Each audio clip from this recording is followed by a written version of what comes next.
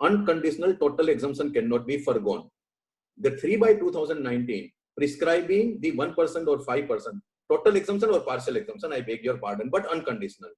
3 by 2019 is subject to so many conditions, it cannot be considered as a mandatory, it is optional. So this takes care of the 17.5. Coming to the other personal goods lost, stolen, destroyed, written off or disposed of by way of a gift or free sample.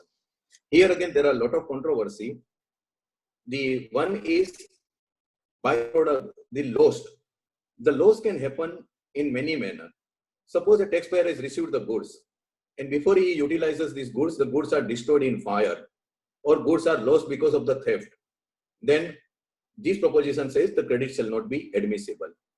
Then if there is but what happens if there is a process loss, if there is a handling loss, if there is a transit loss, if there is a short receipt of the quantity by a transit loss on account of evaporation loss or moisture loss, or even there is some quantity of the input is lost during process, inevitably because of the process loss, unless it is too inflated a quantum, the credit cannot be disturbed. There are any number of judgments on this in the previous regime.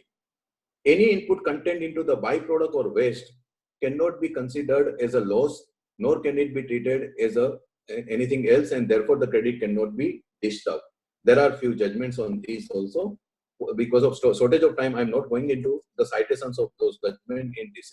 However, if there is a short receipt of the goods, not due to transit loss or moisture loss, short receipt of the goods, then credit should be restricted to the actual quantity and not to the full quantity. That part should be kept in mind. Coming to the free sample, it says free sample. Generally, pharma case, every pharmaceutical manufacturer along with the main packs also distribute the free sample. These free samples are not subjected to the tax unless, as clarified by the board by its circular of 2019, between related person, even such a movement of the free sample is also liable to the tax, even though there is no consideration. It is covered by Schedule 1 according to the board, and rightly so. So that the ITC will be available. But if the free samples are given to the distributors or the doctors, generally obviously doctors and hospitals, in that case, the credit will have to be proportionately reverse attributable to the free sample. Similarly, if any goods are given by way of a gift, then also the credit, because GST is not paid, there being no consideration, and this being not covered by Schedule 1, credit will have to be reversed. Having said so, there is a very strange judgment in Sanofi India's case of advance authority ruling, where they have said goods which are supplied free as a part of the brand promotion or sales promotion scheme is by way of a gift, they being a way of a gift, and therefore credit will be not available proportionately to that. I have a serious reservations about the validity of this ruling, particularly considering the facts of that case. And for that matter, I have a serious reservations about any advance authority ruling. Ideally, a professional fraternity should keep themselves away from the advance authority ruling altogether. It is not very conducive, good for your health and for the taxpayer's health also, not for the tax system also, the way the things are happening nowadays. I'm very sorry to say that. The other part is about the return off. This return off also, again, there were a lot of disputes in the past regime. If the goods are actually written off in the books of account, however, okay, credit is not admissible. What happens if the return of goods which have become obsolete or for any reason obsolete, if later on for any eventuality, if the taxpayer is able to use it, then the question can arise. If he brings back in the books of account, then there is a possibility of taking the credit. The other last part is here about the question is the loss, free, the gift, free sample, stolen, and coming to the reverse charge mechanism. Before that, I will just take up the section 18 very quickly. It is basically a sort of a transitional provision. If a person who has applied for the registration for the first time becoming taxable, is entitled for the credit of the tax paid by him on the input lying in stock or in semi-finished goods or in the finished goods, contained in the finished goods, subject to other conditions. This is one. Two, if he is actually shifting from section 10 composition levy to regular taxpayer status, then also on the date of shifting, he will be entitled for the credit on the inputs lying in stock or in semi-finished goods or finished goods, including the capital goods also, as per the percentage reduction as per the rule. Third, if an exempt supply has become the taxable supply, then also on the date it becoming the taxable supply, the person will be entitled to the credit of the inputs lying in stock, in semi-finished goods, in finished goods, or capital goods also. However, there will be an apportionment between the exempted, the capital goods and used for the exempt supply, as well as for the purpose of the exempt supply also. And that mechanism is provided. On the other hand, if a regular supplier switches over to section 10 composite supplier status, in that case, he will be required to the pay by cash or by debiting to the Senvet credit account the credit which is availed by him and in respect of the inputs lying in stock, in semi-finished goods, in finished goods, or in capital goods proportionately. So it's a reverse. So from the regular supplier, if I change my status to composition supplier, I will be required to revert the proportionate credit. And if after that, if any credit is remaining in my books of account, then it will lapse. I cannot continue it forever. I mean, further, later on, suppose I become a regular taxpayer for any reason, I will be able to utilize that credit. The answer is no. The credit, whichever is lying in the books of account, after such reversal, when switching over to composition status, will be lapsing. Please keep it in mind. And all the composition dealers are required to file ITC 4A, which is now yearly return. They have to file 9A also, which is again annual return. Why the duplication, I have never understood. Hello? Hello? Hello? Yeah. Can you hear me, please? Please don't share. Don't share screen. Yeah. Please. Someone is sharing the screen. Please stop. Somebody is there. Yeah, Odisha. please. Okay. Someone Yeah. from Now- Odisha, please don't share. Please don't share. Yeah. Yeah. So please now, continue. Now coming to, yeah, composition dealer cannot take the ITC. Composition dealer cannot pass on the ITC also. And therefore, they are not supposed to issue tax invoice. They are supposed to issue bill of supply. Please keep it in mind. They are supposed to issue bill of supply for which the format and the details are given in the rules. And bill of supply should prominently declare that he is actually, his status as a supplier is a composition dealer. All the composition dealers are required to maintain the accounts just like a normal taxpayer, because composition benefit is applicable subject to turnover limit, and therefore aggregate turnover has to be computed in a particular manner as defined under the law. So it is essential that the composition dealer maintain proper books of accounts regarding their business activities, all the supplies, including inward supply, though they are not taking ITC. But if tomorrow they loses the status as a composition dealer because of the exceeding the turnover limit, or they decide to go back to the regular status, then these tax invoices regarding the inward supply will become extremely important for claiming the credit on the input lying in stock, etc. So please keep it in mind. There is another provision also under section 18(2), which says that if a person has voluntarily taken the registration under section 25, then also on the date of taking the voluntary registration, though he is not required to take the registration, still he voluntarily takes, he will be entitled for the credit on the transitional stock lying with him, subject to other conditions. This is for section 18. Coming to the reverse charge part, section 9, which is a charging section, levy and collection, has two provisions. One is 9.3, another is 9.4. 9.4 I will take first. 9.4 prescribed allowed the central government to specify the class of registered person. Please note the word. Specify the class of registered persons in respect of notified categories of supply, where such supply is procured from the unregistered person under the recipient registered person will be required to pay the under reverse charge. This 9(4) has been introduced with effect from 1/2/2019. Prior to that, original 9(4) had created lot of issues for across the country. Original 9(4). Ultimately, on 13 October 2017, it was kept in abeyance, and it was after subsequent amendment also, it was never activated. It was to remain in abeyance till 39/2019. Till 39/2019, it was to remain in suspension. In between, before that only, entire 9(4) was replaced by 2018 Amendment Act, effective from 1/2/2019, and it is now provided that these supplies from the unregistered person where the reverse charge is being applied. In our popular jargon, we call them unregistered dealer or URD purchase.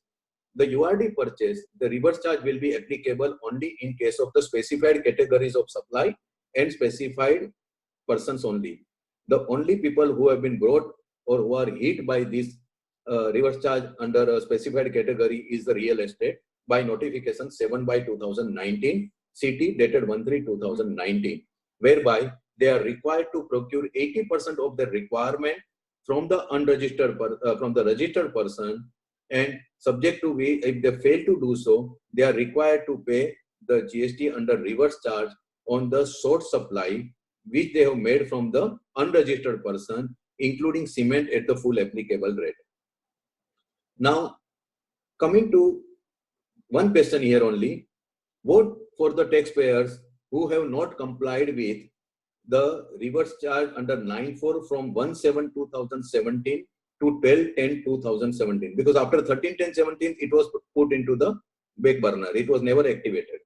So for the 3 months, there could be an issue. My personal opinion is this, that this entire suspension of this entire provision and subsequent revamping of the entire rule can be treated as a clarificatory, and legislative intent was never to subject them to the tax. Impossibility of the performance, it was impossible for the people to really see unregistered person, the status, and there are many arguments. This can become, I'm afraid, once the audit and everything will start from the department for 17/18, this can become an issue. It will have to be taken on its own merit. The other part, coming to 9(3). 9(3) says that the central government may specify the categories of supply. Now, please bear in mind, here there is no word about categories of registered person who can be notified by the central government. It said central government on the recommendation of the council can specify the categories of supply where the tax is to be paid by the recipient, and by recipient only, by not any other person. Whereas 9(4) says specify the class of registered person and further specify the category of supply, both.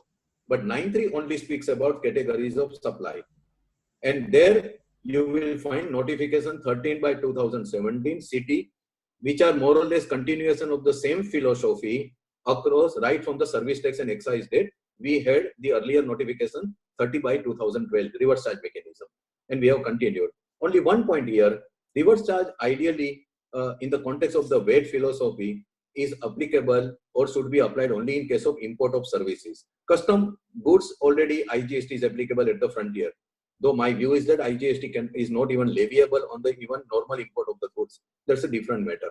But import of services, reverse charge can be applied. The extension of the reverse charge to host of the supplies, even under service tax and now under GST, is really not good for the taxation philosophy. It shows that our overall taxation system and mechanism is breaking down. We are unable to really impose the requirement of law on the large number of the people in the country, large number of the sectors. Having said so, 13/2017, the most controversial dispute which has now arisen, the controversy which has arisen, I will only take that. One of them is services provided by the director to the company where the GST is payable by the company. The latest Advanced Authority ruling in Playcraft has held that director's remuneration is liable to GST under reverse charge, and company has to pay 2020 PIOL 64.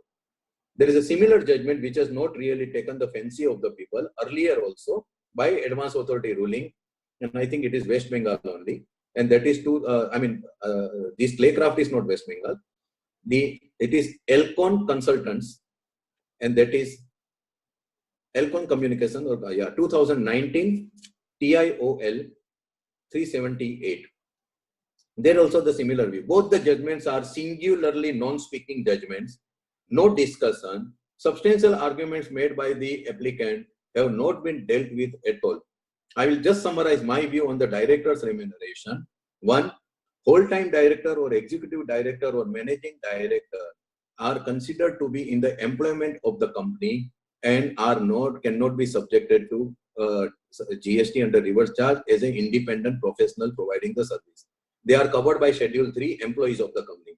Kindly refer to Section 2, subsection 94, read with Section 269 of the Companies Act 2013. If you see, you will find the definition of whole-time director, which is in the director in the employment of the company. IT Act, Income Tax Act 1961 requires the TDS to be deducted under Section 192 in respect of the remuneration payable to the directors, whole-time director, executive directors, and managing director.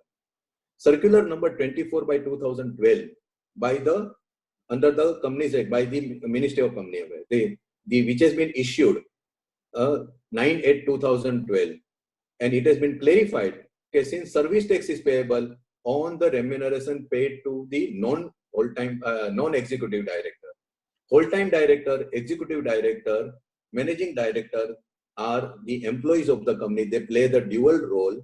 The remuneration may be guided by the Companies Act provisions, maximum, but non-executive directors, professional directors, nominee directors who are receiving the fees as sitting fees, in some cases even professional remuneration, there only the reverse charge will apply. You may also refer to the Sisted Delhi Mumbai judgment 2016 TIOL 1199 Rentworks India Limited, Rentworks 2016 judgment. There has been a few months back only, there has been another recent judgment of the Bombay tribunal, which has been again followed by the probably Allahabad bench also, that directors do not come under the reverse charge. Director service do not come under the reverse charge. I'll try to pass on those citations at a later date. So friends, this is the overall philosophy of the entire major provisions. The point here is, if you must have seen in this brief discussion, that the basic philosophy of the WADE, and that is allowing the comprehensive, uninterrupted, seamless credit so as to avoid the cascading effect of tax on tax, has been grossly compromised in the present GST system. There are plethora of exemptions, which has also created a lot of distortions in the chain. We have an inverted tax structure, and finally we have restrictions which actually take away the credit. I have the last point which I wanted to make in the context of 16.1. Coming back to the real estate, where I said the 1% and 5% without ITC is only optional. I can go for the full rate of tax with ITC. If you see 16.1, does 16.1 empower the government at all to take away my full right to take full right only to ITC, or it can only prescribe the conditions subject to which I can avail the ITC. 16.1 does not allow the government to completely take away my right to ITC, but ITC can be subjected to some condition availment of ITC, but it cannot take away my ITC. Okay? So friends, with this I conclude my talk, and thanks for very patient listening. In coming few days I might be preparing a detailed PPT on this, which I would be too happy to share that. This lockdown and some infrastructural and the technical constraints is very difficult to prepare the PPT, but I will try to circulate amongst you. Thank you very much. Sir, can we have some information? I mean, your lectures on income tax. No. Actually, Right now there are lots of questions. No, there are a lot of questions. I think we should take some questions. Yeah, right. And I am sorry, but I do not practice into income tax. I only keep myself abreast of certain latest developments. Sorry, sir. Thank you so much, sir. It was really nice having your lecture. Thank you very much. I have few questions which Mr. Chakrabarti has sent me. Shall I take it up one after one? Yes, Yeah, yes. yeah, yeah. Please. Sir, taking your leave. Thank you. Thank you. Yeah, the one is GTA having multiple registration in different states.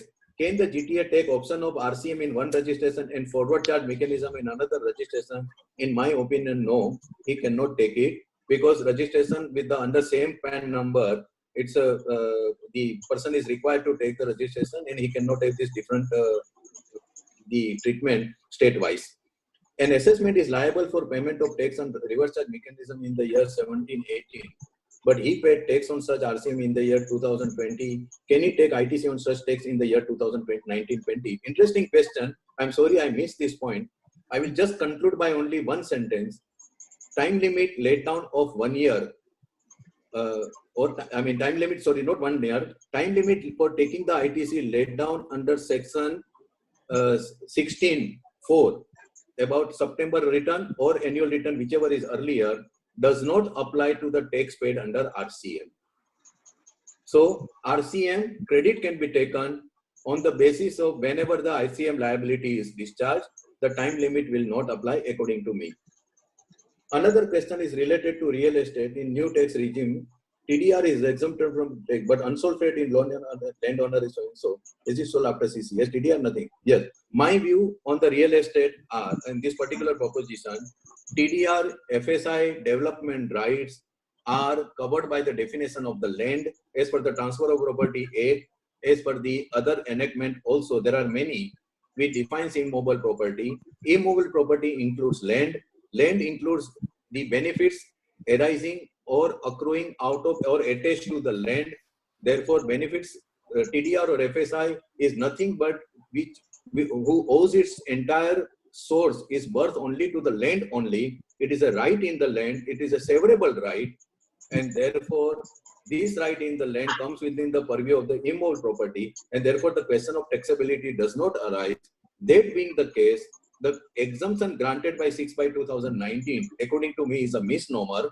If after CC, if any units are sold and the proportionate credit, the proportionate GST which is required to be paid based on the proportionate computation of the TDR FSI attributable to the flat sold after CC, that is a subject matter of challenge, according to me.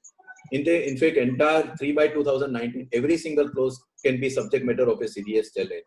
Friends, while we are on this, my personal view is this: we have made some representation from Bombay, detailed representation. Hopefully, because of lockdown at least, and because of coronavirus, the economic activities and the real estate sector bearing the worst brunt of this, I think there could be the lot of restructuring and the relief coming in the way of the real estate sector. Let us wait for. And I am very sure sooner or later, in any case, we will go back to the original regime whereby the ITC will be allowed. Or there could be optional also, exemption 1%, 5% or whatever rate without ITC. Those who want to go for it, some higher rate with ITC. Let us look forward to that also. I am expecting that sooner or later, maybe next year or even now also. Then cost are considered for RCM on real estate project. Cost means here. The cost of construction, there are actually, you see, there cannot be an answer to this. Basically, it is a very flexible concept. 10 cost accountant can give you 10 different costs for the similar activity, as you are aware of this. There are costing standards which have been laid down. If you see, there is a CAS4. CAS4 was always adopted for the purpose of valuation under excise when the valuation is to be done on the cost of construction basis. That CAS4 can be a very good guide. It is a reliable, acceptable guide even to the revenue department also. So whenever cost of construction is to be taken into account for valuation purpose, CAS4 can be resorted to and other accounting standards. As per section 24, a person is required to pay tax under reverse charge taking registration compulsory, irrespective of the threshold. When charitable trust well are registered and real estate promoter and others are liable for registration as they take advocate service.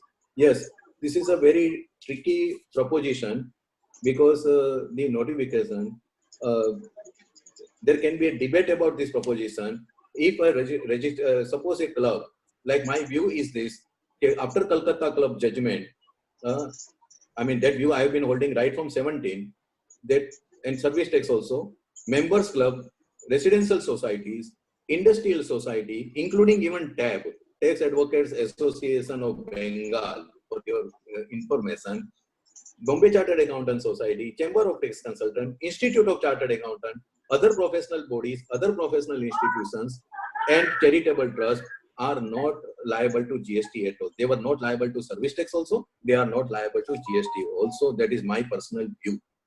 Even Kolkata Club has endorsed this view. At least I am happy. Okay, yes, it is vindicated. The position is vindicated till GST era. I think the ratio, because of the current provision, the ratio can still apply for charitable trust, for religious trust also. So this issue debatable, okay, whether in charitable trust otherwise not registered, not being in the business activity, if always then it may happen that whether the advocate activity is for what purposes, legal service. This is a debatable issue. I will only say that. My view, they may not be required to take the registration. I am sending the question. Yeah, other question are, what will be the impact of the ITC in cases of goods lost, goods stolen, goods destroyed from the custody of supplier? If it is before delivery but after receiving the payment, it means before the buyer could receive the goods, the invoice which has been issued, and the supplier has also received the payment, the loss will be of the buyer. Buyer will not be able to take the credit. Supplier will have to deposit the GST, no other repercussions. If the goods are lost at the purchaser end, if he has already taken the credit, then he will be required to reverse the proportionate credit attributable to the goods lost, etc. Same thing, if the transporter loses, if the goods do not reach the buyer, it will be the supplier case. There is no, unfortunately, remission of duty related provision provided for. He may not be required to pay the GST, but we had a remission of duty on the goods lost or destroyed. These similar provisions are not there, unfortunately, in the GST. So it's a question where in transit if the goods are lost, and if he has not raised the invoice, but he cannot remove the goods without invoice. So it's a problem. The problem here is I think Mr. Sandeep is on the line. Yeah. Yes, I'm there. Yeah. Yes, I'm there. Okay. If the, Hello? If the goods, tell me. Hello? Mr. Pardon, Sandeep. I'm not getting you. Yeah. I can't hear you, please. Okay. I'll again go. Agent and job worker, who are basically the recipient of the goods, if the credit is already availed, job worker is also entitled to take the credit on the input used by him in the job work activity. So if the credit is availed by him, and if they are lost, then he is liable to reverse the credit. And finally,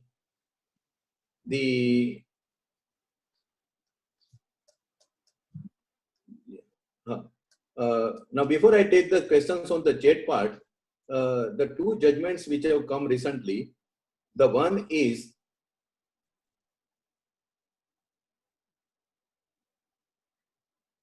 on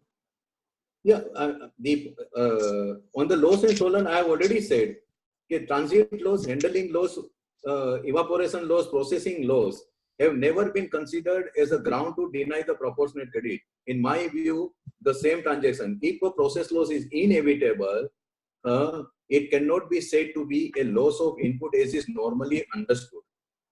And therefore, the ratio of the previous judgment will apply.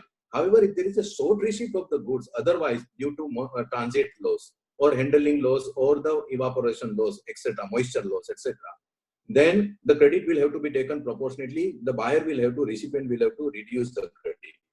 That's what I am saying. There are quite a few judgments on this. I mean, as I said, there are a number of judgments, no point in going into that. Coming to the seller issues credit note without charging GST to purchaser for achieving target sale or underpricing of sale, not on invoice. No, ITC credit note, board has already clarified, credit note can either be a financial credit note or it can be a credit note for the purpose of GST under section 34. It is only when credit note is issued in terms of section 34 where the adjustment of the GST already paid is going to be claimed by the original supplier, then the question of reversal by the recipient will arise. But if there is a financial credit note without any repercussions on the GST paid or the credit availed, then the credit will not be required to be reversed. And generally, I advise my client not to get into the GST credit note at all, section 34. Always go for the financial credit note, because reversal of the credit, proportionate credit, chasing the buyer for all these purpose can be quite cumbersome and quite complicated in the dispute prone area, unless the stakes involved are very high. Coming to now the check part, there are altogether 49 questions. Before that, shall I take up the two judgments of the recent Delhi High Court judgments? I have only, do I have 5 minutes only now? You can continue. Sorry, hello? Sir, you can continue. Problem. Okay. There is no problem. We can continue. No, timing will not be a problem because I am comfortable. No. Yeah, timing yeah. is We the- don't have any problem because the issue is like that we need a lot of time for that. So Okay, you will be fine, sir. permitted. You go ahead. I'll before I take up the questions, I will take up the two recent judgment. One is brand equity and another about the Bharti Airtel of Delhi High Court. The sum and substance of both the first, I'll take up the brand equity. As friends, you are aware, the section 140 subsection 1 provides for the transitional credit subject to filing of the Tran 1. Now that Tran 1 section per se did not actually specify any time limit whatsoever. That time limit came to be specified by Rule 117.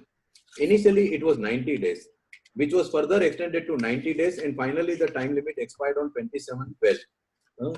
However, after the few High Court judgment and the certain very hard-hitting observations by the High Courts, where the Tran 1 could not be filed due to the technical glitches mainly, the notification was issued and the time limit was extended up to March 20 in case of those who could not file it due to the technical glitches. The question before the High Court in Delhi High Court was the validity of this time limit prescribed. And High Court, if you see the full judgment, High Court has gone into not only on the technical glitches which has prevented the taxpayer from filing the GST or Tran 1, but even all other cases for one reason or another, sometimes even due to ignorance or negligence or whatever, he has not been able to file the return at all. High Court has also taken the due note of the fact that a large number of the people in the country have no access to internet also. So there are very pertinent observations in the High Court. Amidst this, therefore, the High Court finally laid down. They have referred to all the previous judgments in the Willowwood judgment of the Gujarat High Court also, Siddharth Enterprises judgment also, and the other quite a few judgments which High Court has actually referred to.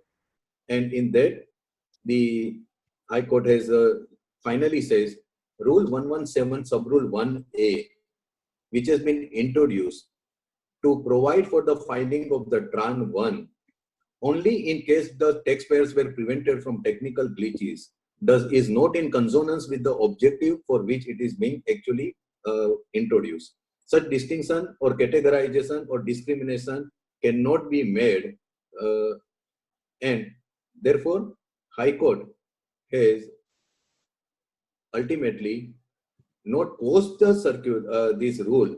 Please bear in mind, High Court has not quashed the rule. High Court has only read down the Rule 117A, just as Odisha High Court did it in the Safari Retreat case. High Court has only read down this rule and say that the taxpayer should be allowed to file this return.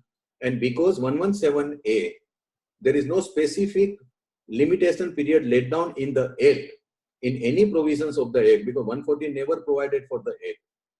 And there are no repercussions or consequences which would also entail, have been specified in case the return is not filed, Tran 1 is not filed within the time limit. In that case, the question here is whether the limitation period of 3 years should be read into from the date, and by the High Court has finally said, okay, this Tran 1 can be filed. The two questions which arises here is, because section 128 sought to introduce with retrospective effect, as you are aware, that whereby the power, sort of the manner in which Tran 1 can be filed and was introduced, because earlier original section 140 subsection 1 did not even allow, if the way read it, with the High Court read in Willowwood also, and Philco Trade Center Willowwood also, High Court read that, Siddharth also, they read that. That section did not allow the central government to specify the time limit. That was sought to be get over with by section 128 of the Finance Act. This is what the High Court did. The central government did. However, all these amendments which have been made have not been actually, the looked down. They have been frowned upon. The High Court has also taken note of the Supreme Court judgment in ADL Technologies, in which it was a judgment in the context of where the Supreme Court said it is the prerogative of the authorities, legislature, to specify the time limit. Sorry? Yeah, continue, sir. Yeah. So they have actually gone into this. Leave kar do. The only problem here is there are a number of judgments which High Court has referred to. Siddharth Enterprise, Topline Switchgear, Eicher Motor, Daiichi. Eicher and Daiichi are basically the two fundamental judgments of the Supreme Court. 2002 TIOL 149, Eicher Motors, Supreme Court, and 2002 TIOL 179, Daiichi Karkaria. In both these cases, High Court, Supreme Court has laid down what is basically the Senvet credit, which will apply to ITC also under GST. It is an indefeasible right. That right cannot be taken away or disturbed by the legislature in any manner. It is a perpetual right vesting in the taxpayer.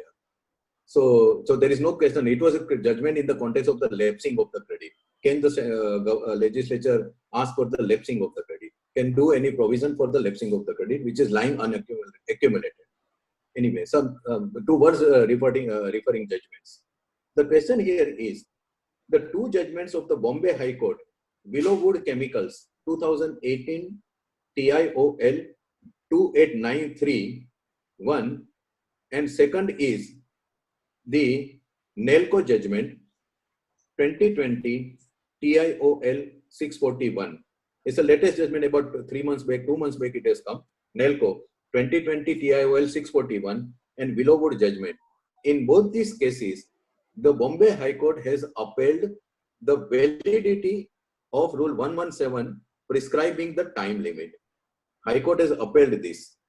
Now, these two judgments have not been referred to by the Honorable Delhi High Court in the brand equity case, simply because it appears that from the revenue side, these two judgments were never cited in their arguments. Now, in Siddharth and Philco Trade and Topline, which are the Gujarat High Court judgments, in these three judgments, Gujarat High Court has actually declared the 117 time limit as basically ultra-virus and unconstitutional, against which matter is pending in Supreme Court. Willowwood, Bombay High Court upheld the constitutional validity of Rule 117. The matter is pending in the Supreme Court. Now, NELCO, I'm sure, NELCO is in the process of being challenged before the Supreme Court because of the lockdown. Probably it has not been filed, but as soon as the thing stabilize, NELCO will also be challenged. I'm only surprised why NELCO and Willowwood were not actually cited on the revenue side for whatever. There are some observations on the time limit, validity of the rule, government powers to prescribe the limitation period, etc. They have not been actually cited. And that being the case, the field is wide open on this issue. As of now, another very pertinent observation of the Delhi High Court is that not only the petitioners before the High Court, all the similarly placed taxpayers who have been prevented from filing the Tran 1 due to any reason should also be extended the same benefit, and the time limit should be computed as 3 months, limitation 3 years period. By up to 30th June, they can file. So there being no other contrary decision on this specific issue as of now, and the Delhi High Court judgment shall prevail.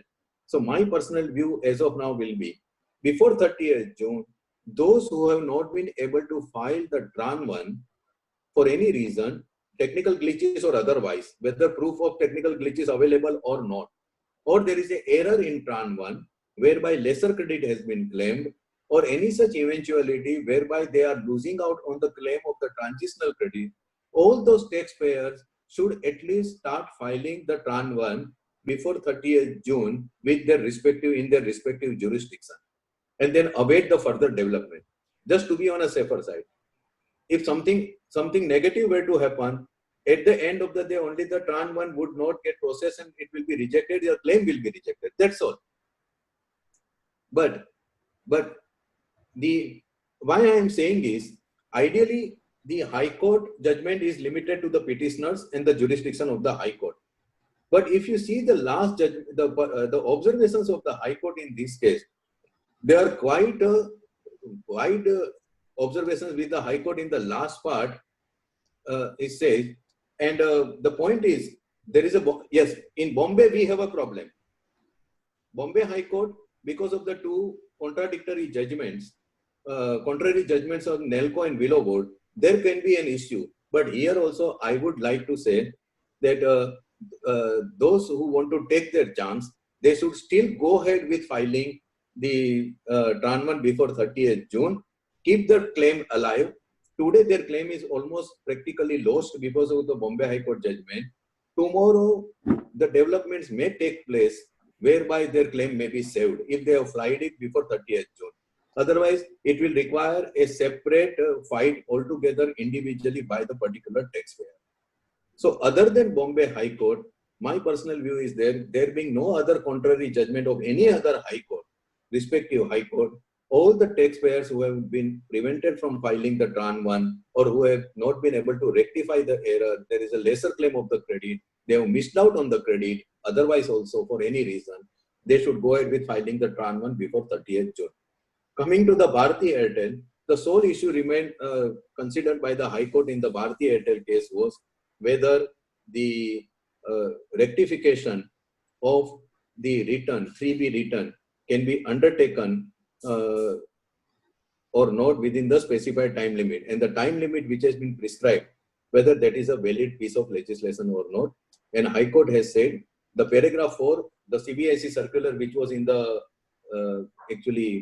subject matter of the dispute, 29/12/2017, para 4 of the CBIC, High Court said it is not in consonance with the CGST Act 2017, no cogent reasoning behind the logic for restricting the rectification only in the period in which the error is committed, and there is no logic behind this. There is no provision in the Act which would restrict such rectification. High Court has said that the board circular cannot be contrary to the scheme of the Act, and if there are fault on part of there are very pertinent observations. One of the age-old principle of the jurisprudence is this: no person can take the benefit of their own fault, whether it is a taxpayer or whether it is a tax department.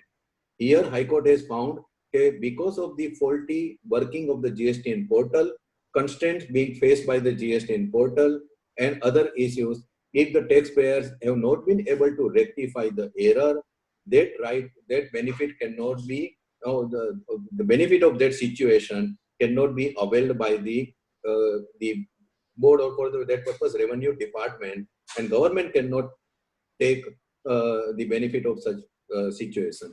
And therefore, the rectification was allowed even for the earlier period of July 17 to September 2017, which was the case GSTR 3B. The petitioners were allowed to rectify the error, and department was given time to verify whether whatever is now being claimed by the petitioner is correct or not. The ratio of these principles should apply, in my opinion, because this is probably the first judgment on this issue.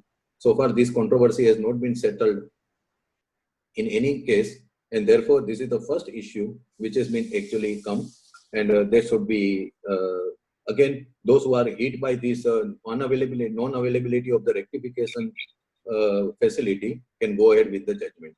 I'll now take up the I'd like to I like to remind you one thing, that a lot of pronouncement in favor of the SSC, what the technical glitches and all of that happened, that department has, court has given that opportunity to the SSC to file the return and all others in many cases. But the problem is that the farmer is not, GST is not permitting them to do the same, because whenever you will file your return manually, as per the pronouncement of the court, even then, since it is not uploaded in the GSTN, the GSTN is not going to give you the credit of it. So there are the lot of problems where the court is given the opportunity. Yeah, I understand. You see, one of the major bottlenecks of this GST is suddenly overnight on 30th June 2017 become the online digital law. Nobody is bothered about digital tax. Rather, everything is online. Earlier, we used to have that manual facility. One may have to take a practical view in any such eventuality, even where a particular claim or stand which you are taking. Suppose one is taking the stand about the non-taxability or exemption, right to exemption. Then the only way to deal with the department is, I have only understood with my limited understanding, is that in indirect tax, don't take anything for granted. Whatever you understand your claim, put it on the department record, and don't wait for the approval, or only take the acknowledgement to save the charge of the fraud or suppression at a later point of time. So having said that, wherever in such type of cases, suppose the Tran 1 is not getting filed based on the Delhi High Court judgment for any reason, then at least one should really file it manually. The inward class probably will not refuse, because he will be behaving like a commissioner. He is much more powerful than the commissioner. So he will say, no, I cannot take this. Then simply send it by the speed post registered AD, wait for the claim, follow it up. If necessary, create the ground for the High Court. I can only say this. Yes. Okay. Is there any other question? Hello. Yeah. Hello. Yes. Yeah, sir. Respected sir. A very good evening to you. Good evening. Sir, this is Rushik Desai. Yes. I am working in Lind Engineering. So my question to you is, sir, whether a registered person can take the credit of inputs which he has taken in service tax and excise regime, that is in the month of June 2017. Unfortunately, I have missed to take that credit in my Tran 1 also. Now, whether I can take that credit, sir? Is there any chance? If you can establish the validity of your claim, then the Tran 1 which you have filed, right? You try to see whether you can actually go for the the correction of the error on that. Okay. It will be a tough job. It will be a tough job. I can say that. But the High Court also speaks about the error in the Tran 1 already filed. So put your claim in writing and try to file it online. If it is online not taken, if the claim is substantial, file also manually, and then try to take it before the High Court. Ultimately, High Court will only come into play. Okay. Okay, sir. Yeah. I'll just take the certain. There are many questions on the chats. So shall I take, Mr. Chakraborty, the chat questions? 5 questions you can take. Yeah. I doubt whether I'll be able to take all. I don't mind, but yeah. There are. Subrata da Ah. চ্যাটের question গুলো একটু স্যারকে বলে দাও না ITC on 1819 No, no, invoices. only দেখতে পাচ্ছি। Sorry. You can continue, sir. Continue. You are able to see me, no? Yes, yes, yes. ITC on 1819 invoice is accounted on 2010-2019, but missed to be reported in September or October return. Good I met with condition of 16.16.4 is satisfied. This is only a technical error which you can rectify. Transport operator, I have paid the insurance for our 15 buses. Insurance company charges GST with the insurance amount. Can I credit this type of input?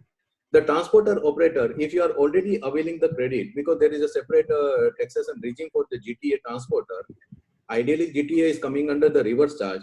But if you are under forward charge mechanism for any reason, and if you are availing the credit, this general insurance, 15 buses, you are entitled for the credit because it says the eligible transportation of passenger is also covered under the main part. Then it is available. If supplier bills the supply, erection, commissioning, plant and machinery as works contract to recipient who is the manufacturer of goods, would it be capital goods or input service to manufacturer under GST law? It will all depend upon the accounting treatment. Normally, such supply erection commission, the pre-commencement of the manufacturing activities are generally capitalized in the books of account. However, to the extent plant and machinery defined, which is excluded from the exclusion, please mark my word, under 17.5, plant and machinery per se is not excluded from the scope of the ITC. It is defined specifically, and there is no question of capitalization. Even if it is capitalized, still the credit will be available. Please, you have to see the plant and machinery definition. If it is capitalized as a capital goods, then obviously the depreciation related restriction and everything will follow.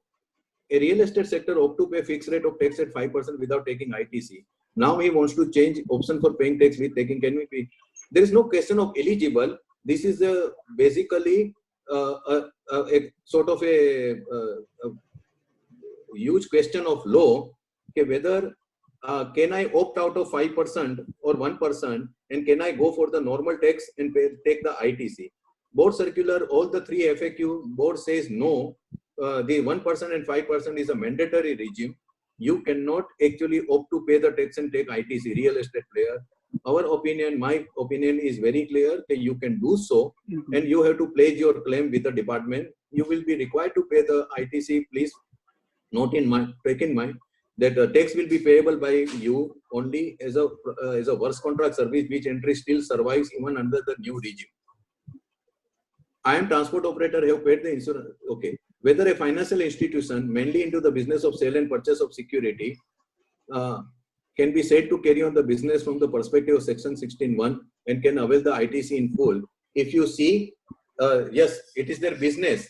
ITC can be availed, but full ITC will not be available because transactions in security is covered by section 17.3 under exempt supply definition, and therefore, and the value will be 1% of the value of the security sold. If you see the explanation at the end of rule 36, if I'm not mistaken, rule 45, if you see the rule 42, 43, that particular chapter, if you see you will find that there is a value, which was the service tax also, the valuation mechanism was provided for the security. Here also it is provided, and that will be taken as a value for the purpose of exempt supply, and then proportionate credit will be required to be given. Dealer has to identify the purchase or action. He was to raise an invoice, pay the tax, and simultaneously take ITC. What is the purpose behind it? Don't you think it is a futile? No, sir. It is not a futile exercise. It is a procedural, cumbersome matter. But then somewhere you have to deal with such type of thing. This is relating to the documentation for RCM. Cooked food to Corona Hospital at breakfast, lunch, and dinner. GST applicable rate. It will depend upon, sir, what you are actually. The taxpayer is cooking. Food is a very wide term. So what is being cooked and what is being supplied, there cannot be a general classification and rate of tax. Is there any provision to file DRA1 after expiry of date due to brand equity? As I just discussed, yes. One client is ITC ledger. When open, I found that accumulated it has been blocked by department. The blocking of the ITC credit, which is rampantly going on, without there being any notice, without there being any confirmed demand, without there being any indication or reason being given to the party, is absolutely unconstitutional. It is completely without authority of law and illegal. You have to simply write a letter and immediately go to the High Court. There are many judgments now available on this. Section 83. Hello. Yes. Sir, sorry, sir. Again, sir, a very short question. Sir, I have procured some inputs in the month of June 2017. I have missed to report those inputs in my service tax return. Sir, I'm sorry. I will just stop you here. If okay. any supply is not reflected in the service tax or excise return, then I'm afraid credit cannot be taken under transitional provision now. Yes. Yeah. Section 129 and 130 right now I'm not going. There are many other questions. I produce non-taxable goods and pay RCM on transportation of my raw material. I would like to know if I can claim ITC on the entire payment under SI, or I am not required to pay RCM. No. In case of non-taxable goods, RCM on transportation obviously will be required to be paid. Credit will not be available. But ITC does not distinguish between, because it is somebody is in the business activity, and therefore RCM will be applicable. There is no exemption as such. In case of NELCO, contrary view is taken. I already covered that. NELCO and below board was not referred to Bombay High Court judgments in the current judgment of brand equity. One has to very carefully, critically examine the relevance of that. And still, I'm surprised why revenue could not really rely upon those judgments too. And whether a registered person can take credit of input taken in June 7. Yes, I already done with that, I think. One registered person filed Tran 1 taking credit on WB VAT. Later, he want to file Tran 1 for CGST on central excise credit on the goods under VAT.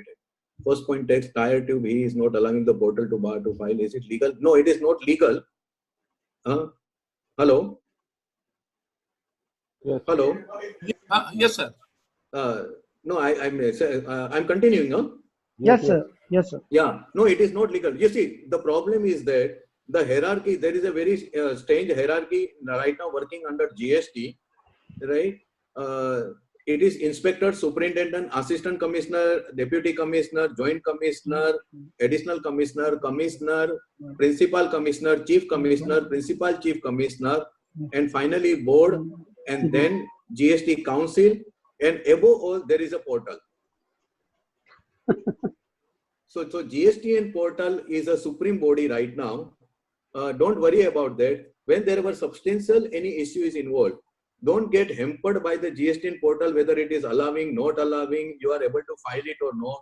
Please, you can create your claim on paper by manually filing it, or otherwise by posting it by registered post, speed post ID. Take the acknowledgement, follow it up, and then open up the gate for the High Court. I'm sorry, I have some inbuilt allergy for the proceeding to the High Court in every case, because we should go to High Court only in the rarest of the rare cases and not as a matter of routine. Unfortunately, the way GST law has been drafted and it's being implemented, and with the GST portal being at the functioning related issue, we are all left with approaching the High Court every now and then. This is a very, very sorry state of affair, but we can't help it. So in all such substantial issue, don't simply just wait for anything. If the portal is becoming a problem, create your claim otherwise. Okay, thank you, And sir. in case of renting of property, whether ITC can be taken on, yes, applying the Odisha High Court in the case of the safari retreats, the credit on the material used for the construction of commercial building in the spaces are intended to be leased out can be taken by the taxpayer. These are the questions. Thank you very much.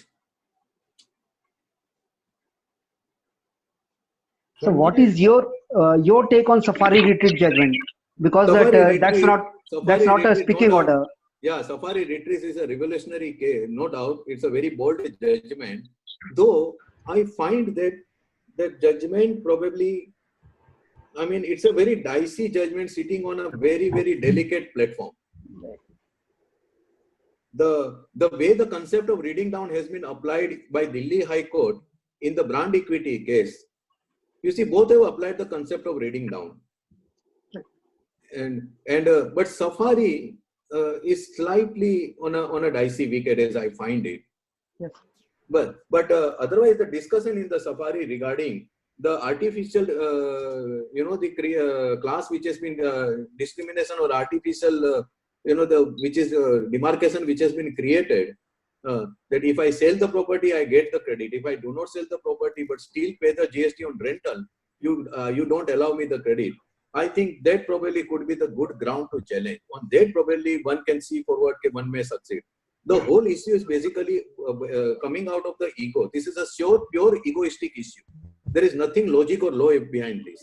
On 4th January 2018, CBEC had issued a circular that during the course of construction of the commercial property meant for leasing, immobile property in the form of building comes. Building is neither a service nor a goods. Therefore, service tax and excise is not payable, and therefore the chain is broken there. Since the chain is broken, therefore you cannot take the credit on input. This was the most irrational and illogical clarification can ever come. Why am I constructing the commercial property? How I am constructing? By only out of the taxpayer input like cement and steel. And why am I constructing the commercial property? To give it out on the rental. Internal. on Correct. which I am paying service tax or GST. How can somebody say that the input that is cement and steel has no nexus with my rental activity? My rental activity is meant for, my leasing activity is meant for that purpose only, for which I am creating the commercial property in the form of import property. And there are quite a few judgments of the High Court and even Supreme Court. If during the course of manufacture of the final product under excise, if any non-excisable product emerges, that will Credit is not available. disallow the manufacturer from availing the credit on the basic raw material. Correct. It's a settled law, settled. But only We have in notification to.